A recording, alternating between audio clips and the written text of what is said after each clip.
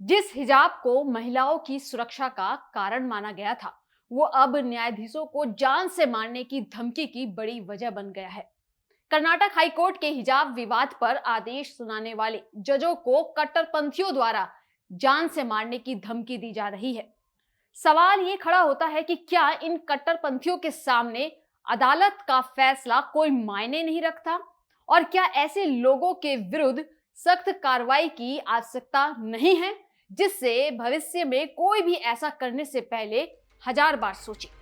हिजाब विवाद पर देश भर में चर्चाओं का दौर कर्नाटक हाईकोर्ट का फैसला आने के बाद भी जारी है।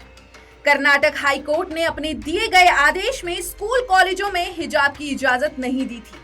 कोर्ट का ये फैसला देश ने तो मंजूर कर लिया, लेकिन देश के कानून से शरिया को ऊपर मानने वाले जिहादी मानसिकता वाले कट्टरपंथियों के लिए ये निर्णय किसी बिजली गिरने से कम नहीं था।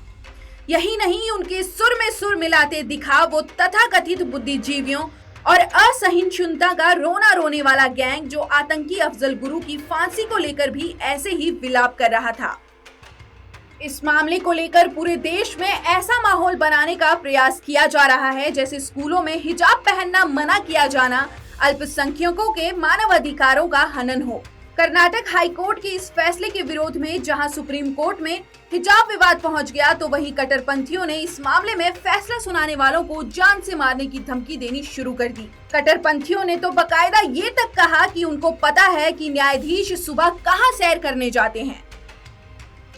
इस मामले को गंभीरता से लेते हुए सरकार ने जहां निर्णय सुनाने वाले न्यायाधीशों को, तो वहीं उन कट्टरपंथियों के विरुद्ध कार्रवाई भी शुरू कर दी गई है जिन्होंने ऐसा करने की हिम्मत की। इस मामले में पुलिस ने कोवई रहमतुल्ला और जमाल मोहम्मद उस्मानी को गिरफ्तार कर लिया है।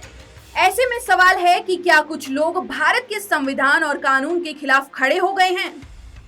ये इकलौता मामला नहीं है कि अदालत के निर्णय के बाद न्यायाधीशों को धमकी दी गई और उनकी सुरक्षा बढ़ानी पड़ी हो। इसके पूर्व राम मंदिर पर फैसला सुनाने वाले जजों की भी सुरक्षा बढ़ानी पड़ी थी। तत्कालीन मुख्य न्यायाधीश रंजन गोगोई को तो Z+ सुरक्षा देनी पड़ी थी। अयोध्या में मंदिर का ताला खोलने का आदेश देने वाले तत्कालीन जिला जज के M पांडे को तो कई बार जान से मारने की धमकी मिली थी। याकूब मेमन की अंतिम अपील नामंजूर करने वाले न्यायाधीश दीपक मिश्रा को भी धमकियां मिली। 4 नवंबर 1989 को न्यायाधीश नीलकंठ गंजू की आतंकियों ने गोली मारकर हत्या कर दी थी। न्यायाधीश गंजू ने आतंकी मकबूल भट्ट को फांसी की सजा सुनाई थी। इस हत्या की जिम्मेदारी आतंकी संगठन JKLF के सरगना यासीन मलिक ने ली थी।